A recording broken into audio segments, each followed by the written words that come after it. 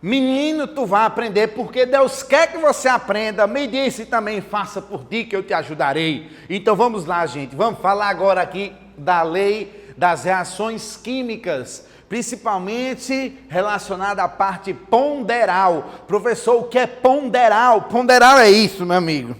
Ponderal é massa, mano, massa. Nós estamos falando de massa. Rapaz, eu preciso fazer um exercício físico, né? Quando eu faço exercício físico, fica assim. Mas eu já fui pra academia uns 2 dias já, na minha vida todinha. Foi legal. Eu fiquei com as pernas doendo, não fui mais não. Mas você vá, porque Deus quer que você viva, tá bom?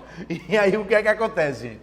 Lei das reações químicas, leis ponderais. Quando vocês estiverem olhando esse nome, ponderal está relativo, gente, à massa, tá? E nós vamos falar agora da conservação da matéria, lei da conservação da matéria, falar de um humano chamado de Lavoisier. Lavoisier é famoso, moral era corrente, morava aqui no bairro, aqui próximo, aqui no Vale do São Francisco, Petrolina, Pernambuco, Juazeiro, Bahia. Todo final de semana a gente batia um violão junto, era corrente, chamado de Zizinha, se você não sabe, Lavoisier era chamado de Zizinha, meu amigo, você está por fora. E como é que... Primeiro, antes de falar da lei dele, nós vamos aqui para uma frase que ainda é muito famosa. Na natureza nada se cria e nada se perde, tudo se transforma. Ah, Mr. M, por isso que você pega, tem às vezes aquelas suas necessidades, vai para a praia, aquele povo que fica lá longe, só aparece a cabeça, passa não sei quanto tempo, tu acha que ele está fazendo o quê da vida dele? Ele está, com certeza, defecando, está eliminando fezes, meu amigo. Eu duvido do seu. E aí, o que é que acontece? Vai para a água, o peixinho come, depois você come o peixinho na beira da praia, chega e diz, ai, o tempero! Meu amigo, esse tempero aí tá cacete, viu? E isso é uma homenagem a quem? Essa linda história de amor que eu contei. Lavoisier. Na natureza, nada se cria, nada se perde, tudo se transforma, meu amigo. É reciclagem, bicho, contínua. Graças a Deus, porque nós não estamos passando fome, né? Assim, todo dia não, mas eu acho que você também não está, não. Você está ao menos assistindo, alguém botou para você assistir e se tiver com fome, mande trazer ao menos um pão aí. Então é o seguinte, ó. Além dessa frase de você reconhecer, Lavoisier está relacionado como um dos pais da química moderna, né? Um dos caras que começou a colocar informações mais interessantes para que pudéssemos evoluir nessa linha científica. Mas, além dessa informação, da frase, eu quero que você grave a lógica da lei dele. Eu tenho aqui, pessoal, uma reação química.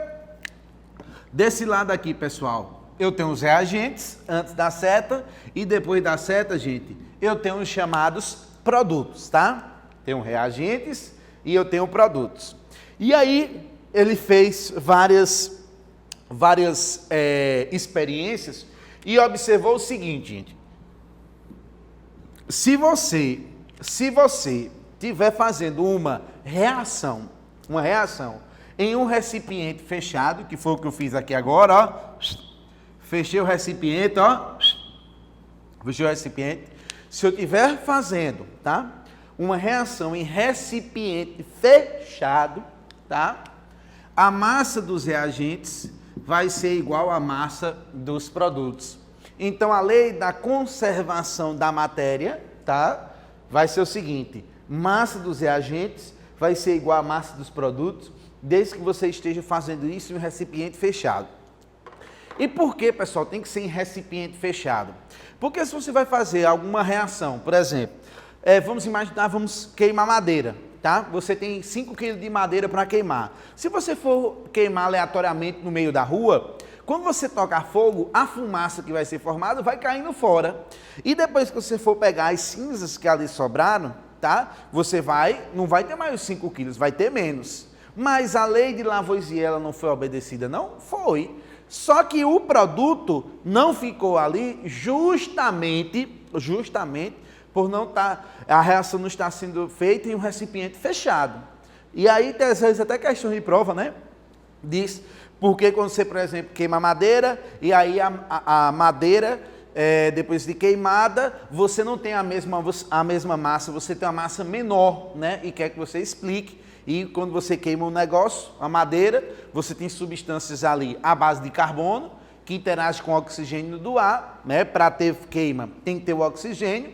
E aí o que é que acontece? Ó, Mr. M, esse gás carbônico, por exemplo, que é formado, ele começa a ser liberado.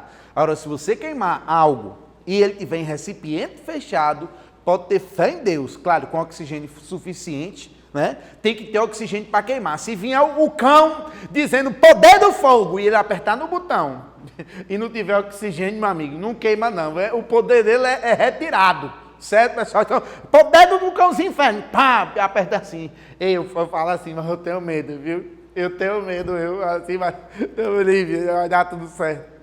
E a madeira, se você tiver oxigênio suficiente e queimar, e se for feito em recipiente fechado, a massa do início vai ser igual à massa do final.